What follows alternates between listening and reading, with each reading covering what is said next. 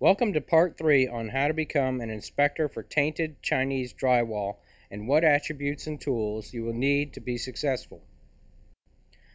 Ideal inspectors have a home inspection and construction background, are professional in appearance, and possess a caring attitude. We are dealing with property owners sometimes in distress, and it is important to understand and respect the client's needs. Inspectors also have to possess some practical skills and tools. They have to be physically fit enough to get into attics and tight places and feel comfortable opening up electrical panels and devices. Well, now we're going to go over all the necessary tools the inspector needs to properly get through the inspection. I carry it in a handy little tool bag that's easy to carry in and out of the client's home. Safety first. This is a dust mask that has a certain rating on it. Right now there's no known effects with the Chinese drywall. So I keep this handy, and on a monthly basis we're going to be sending out newsletters to keep everybody informed of the health issues. And it's important to stay on top of those so you know how to properly protect yourself while you're doing your inspections. This is an automatic screwdriver that I like to use. It has a light on it, and it has this has a separate swivel bit that I use to get around in hard to reach places, and it's like the liquid line on the air conditioner. Sometimes it gets in the way of the screw. You need to use it to reach around and get to the screw.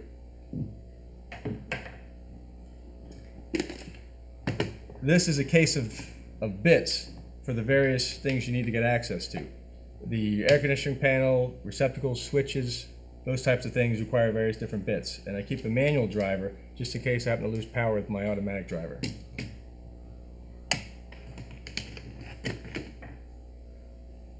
I carry these Post-its. It's critical to document all the specific places that you're inspecting. The various receptacles. That way you could document where the receptacle was, so when you do the report, you can go back in the future or have reference to exactly where it was inspected. So I write on the Post-it whether it's in the master bedroom, below window, northwest corner, and so on and so forth.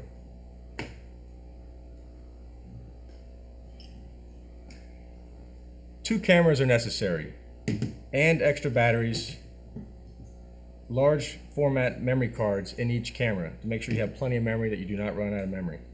This is my primary one. It's a little more advanced than this one. This is my other backup one. Make sure you don't have any issues. You never want to run out of memory or have any camera issues during your inspection. The pictures are very critical for the reporting, that you can properly document the items that were inspected. I carry these wet ones around. There's been a few times where, handling the receptacles and doing the inspections on all the copper components, your hands tend to get dirty, or managing the ladder, trying to get, when you get access into the attic, you don't want to leave a dirty paw print on their access panel when you're trying to raise the panel. So I keep these handy just to keep my hands clean as a courtesy to the homeowner. During the inspections, it's important to note if there's any trouble getting any panels off. When you pull off the AC panel, you have to make sure that you have to pull the insulation away and make a note, because one of the issues that'll be coming up, if there's going to be any tampering, real estate agents, homeowners that want to be deceptive and to disguise the fact that they have Chinese drywall. So ideally you're going to need to be able to cut around the receptacle cover to cut the paint or caulk or wall covering, so that you can pull the plate off without damaging the finish of the wall. So I use this to cut around the plate for easy pull off. And I make a note in my notes if I had to do that, because it's critical to note that you have to do that, because you know that wasn't pulled off where the copper would have been cleaned. And with that, I keep extra plates, receptacles and switch plates, because you don't want to be in a position where you go to screw that plate back on and you crack that plate and you don't have a new plate to put it back on. So as a courtesy to the homeowner, and make sure you leave the home in an as was condition than when you got there. I carry just a simple compass, so when I'm going through the inspection, making notes of where the receptacles are that I took pictures of, that if I want to write down northwest corner or south wall master bedroom, I have a compass so I can get around the home. I carry a little bag of protective coverings for shoes. I put these over my shoes. When I go into to the client's home, I try and make a special observation to see if they take their shoes off, if they have, like kind of higher end carpet. And as a courtesy to the homeowner, I make sure I put my shoes on. Just it's more of a professional way to present yourself.